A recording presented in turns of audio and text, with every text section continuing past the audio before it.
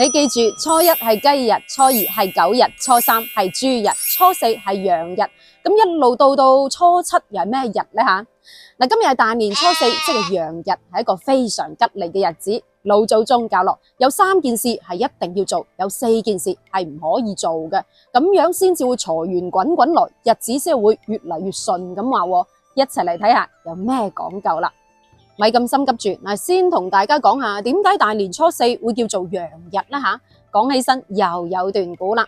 嗱，相傳喺神話傳說裏面，女媧用7日去創造萬物，喺第4日嘅時候就創造咗隻羊咩咩出嚟。咁所以喺民間就將正月初四叫做羊日，即係羊嘅生日。咁三羊啟泰應該有聽過啦，係吉祥嘅象徵。咁年初四仲係神仙下凡嘅日子，咁既然有神仙下凡，民間嘅老百姓就要準備去接應噶咯，所以民間就有迎接灶神同埋5路財神嘅習俗啦。所以今日大年初四記得去接灶神啦，即係接灶君。灶君亦都叫做灶王爺、灶神。咁灶君係邊位呢？灶君係專門負責灶頭嘅，亦都係一家之主。咁屋企有咩大小事務都歸佢管噶。所以老百姓對灶君係特別敬重。我記得有句粵語歇後語叫做灶君上天，有嗰句講嗰句係咪？相傳灶君喺每年嘅小年，即係年23就會上天同玉皇大帝稟報呢一家人嘅善惡，有嗰句就講嗰句噶啦，即係我哋依家講嘅年終總結吓。咁玉皇大帝就會根據呢一家人嘅功過嚟降福禍啦。咁老百姓如果想灶君爺去美言多幾句嘅話，自然就會喺小年嗰日去祭灶老爺噶啦嘛。咁一直做年終總結做到大年初四，即係今日，咁灶君就要翻到人間。既然唔翻嚟，咁老百姓就要出去接應。咁所以民間就有咗接灶君、接灶神呢一個習俗啦。咁究竟幾時接，幾時先至係良辰吉時呢吓？民間有個講法，送神早，接神遲，咁意思即係話送神就要喺早上去進行啦。咁如果係接神嘅話，就要喺下午或者係晚上進行都唔遲。咁接灶君唔知大家有冇見過？通常放一啲糕點水果酒菜咁樣就係接灶君噶啦，祈求新嘅一年平平安安、順順利利咁話。呢一個就係接灶君、接灶神嘅習俗啦。唔知你家鄉有冇呢吓？咁仲有第2件事要做嘅就係迎接5路財神，到底係邊5路呢吓？聽住啦，呢個5路財神指嘅就係以中路嘅武財神趙公明帶住東路嘅招寶天尊蕭星，西路嘅納珍曹寶，東路嘅招財使者陳九公，仲有北路嘅利市仙官姚少司。呢5路財神喺《封神演義》裏面都有提到嘅。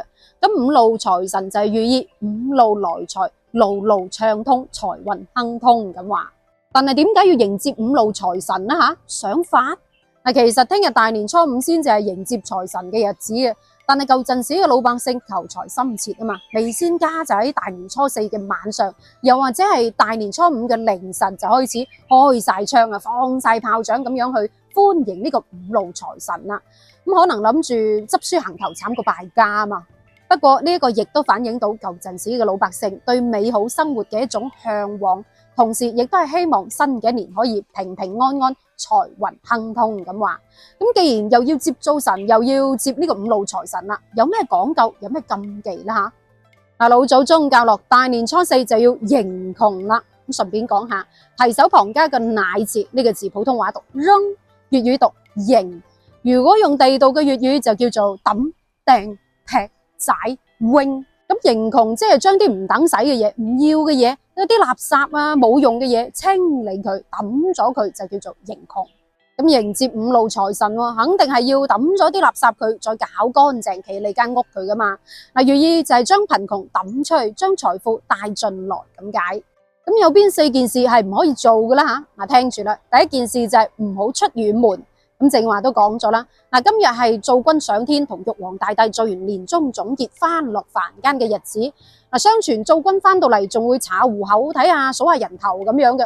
咁翻到嚟若然係唔見你嘅話，就會得唔到眷顧咁話。所以老一輩就話啦，喺大年初四就唔好出遠門啦，就算要出嘅話，都早啲翻歸。至於第2個禁忌就係大年初四唔好劏羊。正話都講咗啦，大年初四係羊嘅生日嘛。咁如果喺今日劏到隻羊都冇得好唔老禮啫係咪？咁第3件事就係唔好剃頭，嗱，其實嚴格嚟講，成個正月都冇人剃頭嘅，所以你見到啲髮廊都唔會喺正月開門嘅嚇。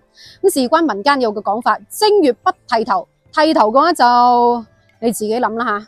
至於第四件事就係唔好打爛嘢。咁事關今日做軍剛翻到屋企啊嘛，一翻到嚟又見到你打爛嘢，即係覺得你唔尊重佢啦。啊，就算唔小心打爛咗嘢啦，都要講翻句咩啊？歲歲平安。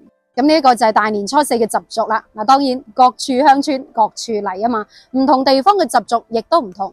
歡迎底下留言講下你家鄉大年初四嘅習俗同埋禁忌。不過呢啲係傳統文化，亦都係老祖宗對美好生活嘅一種向往。咁今期嘅問題係整句對聯俾你對下咯。全年順景家興旺，下一句係咩呢？留言話我知。到最後祝大家百無禁忌，丁財兩旺，事事順利，財運亨通。我哋下一期再見，拜拜。